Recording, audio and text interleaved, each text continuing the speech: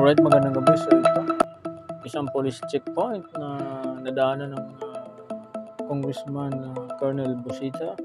Ang mga kapulisan na walang ginawa kundi panay riders ang mga hinuhuli at sinisita sa checkpoint. Yan.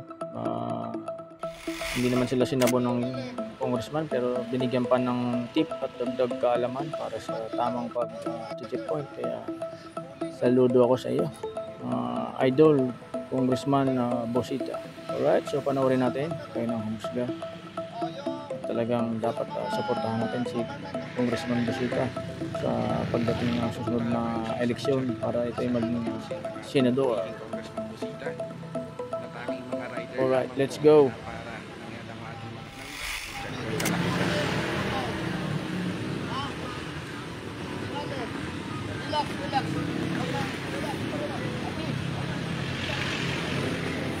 Relax lang. Relax. Paduwag.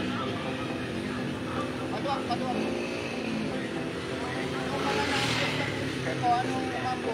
Motor o forklift? Yung mga naambos. Bayang ka. Yung mga naambos. Anong ginamit? Ano ang karamihan ginagamit? Sa ambos. Yung mga politiko. Kapatid. Anong karamihan ginagamit sa ambos? Ikaw. Bakit motorsiklo lang ang sinisita nyo? Yung usapan ko to, takot kayo sa nakapupin. Bakit ganun? Ganito hindi ko kayo pinakikialaman na manita ng riders. Ang hindi lang tama, parang ang nakikita ng publiko, ang pwedeng kriminal lang riders. Hindi ko kayo sinasabon. Pinapaalala ko lang sa inyo. Tama ba no? Pag may nakita kayong rider, walang helmet, para may panikit kayo. Sino may panikit? Wala akong pakialam kung ano may panikit. Asan?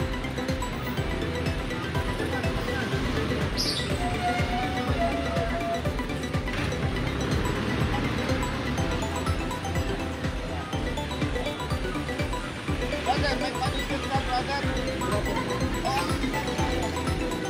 Kwentuhan.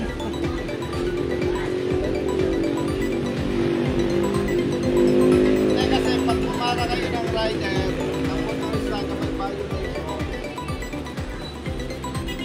matutuwa ako sa inyo at sigurado si Mayor matutuwa. Pag walang helmet, walang pakiusapan, ticket. Ano ang maganda daw? Inililigtas ninyo ang buhay ng rider at ng kanyang yung kinabukasan ng kanyang pamilya. Pag may violation, kahit kapamilya ko yan, kaibigan, kamag-anak, wala akong pakialam. Eh tingnan mo kapatid, ikaw kaibigan, papara kayo, may violation. Pag may violation, anong sinasabi mo sa rider? Paano kung atitigit na wala ang patigit? Bakit po? Asa?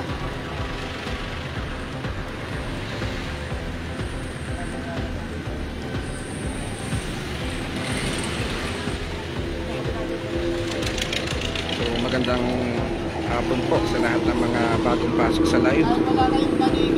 Nandito tayo sa isang bayan sa Laguna at nadaanan po ni Congressman Busita ang isang checkpoint kung saan napansin na puro motorcycle lamang pinapara.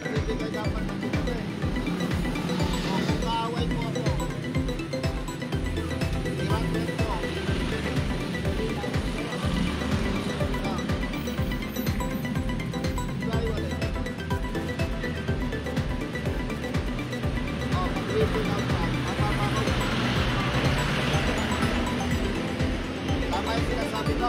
Yes, sir. Huwag kayong tabi-tabi. Hindi naman tayo ng mamatay. Nasa naman.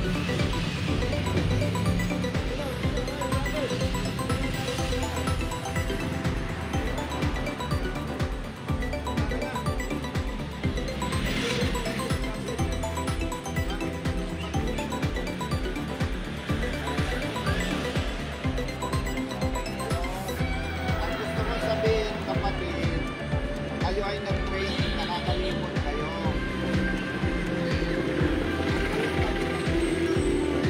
Meron dito, meron doon sa kabila. Kung ang naninila ay mga naka-short parang, yung tropang naka-long parang, nandun, kaya nandun, o kayo sa kabila. Kasi, baka matsambahan ninyo, may baka matsambahan ninyo, may dumaan sila ng hold up. Akala nila, naitimbre sa inyo. O di relax-relax kayo. Sinong binata?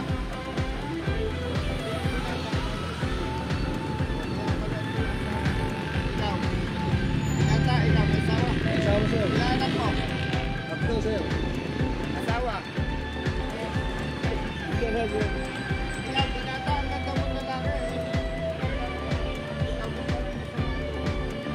O, mag-personal ka. Oo.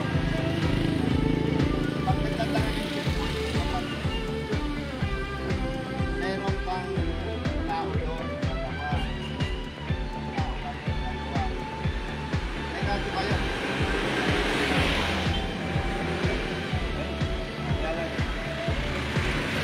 Kapitán, nagtapon mo na ang radyo mo. Ah, tapon mo na lang ang radyo mo. Relax, relax. Relax ka lang. Hindi nyo pinapractice yun, ano? Ganda ka ng checkpoint, may dalawa doon. Doon sa LDP. May dalawa doon. Para in case na magka-problema, may tropa kayo doon. May tropa kayo. Tapos, huwag na kayong manila kung walang panite. Tatawanan lang kayo ng mga pasaway na tama ba ko? Alam nyo ba ang kaibigan kong mayor nyo? Ha? Mabait yung mayor nyo eh. No. Sino ang mayor nyo? Kaya sobrang bait niya sa inyo. Dati sa PNCO, no? Tama? Yung sa akin, pa yung kapatid, ha? Hindi ako nanenermon, ha? Para sa akin, para sa'yo. Sa inyo. O, para sa lahat. Tapos, ulitin ko, huwag kayong manitaan ng pista ng walang pansin. O, required kayong magsakit ng report, kaya kayo magsasabi. Kayo ba, pag after operation report, gumagawa kayo? O di kaya kayo, picture, ano. Huwag na doon, ituhanin natin. Pag sinita yung motorista, may violation. Oy, kapatid. Iyak ka, no? Bakit? Sir, mga bata, mga anak ko, baka sila. Ayun. Ilang nag-aakit? Ilang anak mo? Apat, Apat, anong trabaho? nasa bahay lang. Oo, ilang anak mo? Dalawa. Kaya ka po yan nag-aakit. Sa Ano kanya, oras? ng pagkain, sir. Nang mag-6, sir, kailangan natin sila. Ilas ka na din pa, gumigising pa magluto. Alas 4. At mag-aakit. Ano oras ang luto mo? Ang alas 9, sir. Kaya mo yung ginagawa niya. Graduate ka na doon. Baka masundan. Masabi, sir. Galing mo ha. Ikaw, brother. Yata. Anak mo. Anak mo. Ilan? parang kuya.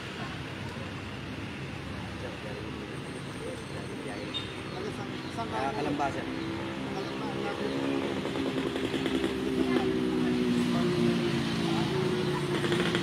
Depender ha, basta pag nagsita kayo, may violation, dapat may panigan. Pag binanggit ang pangalan ko at tama kayo, wala kayo dapat pupunahin. Ha?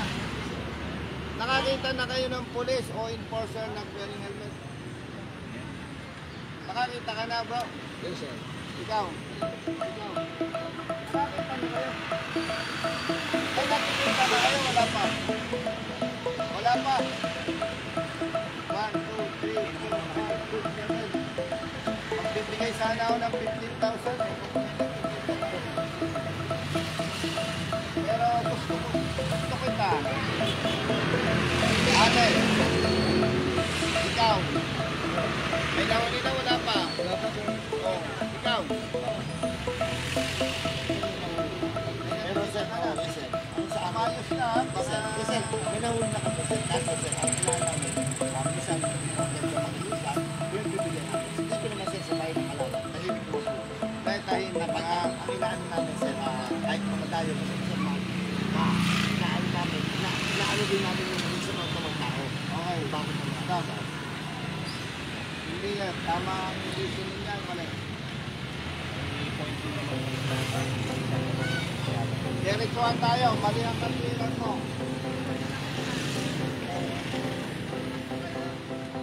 Sabi, we enforce the law without fear or favor. Pag pulis, pagbibigyan. Pag magbabalot, huli. Ay, makagalit ako sa inyo. Mayos ka, ha? Ha? Hindi, sir, ang inaano namin yung ganun lang, sir. Huwag Sir, ka nang mag- sir, sir, hindi lang. Magkakita, tama, mali. Diyan tayo nasisira. Pag pulis,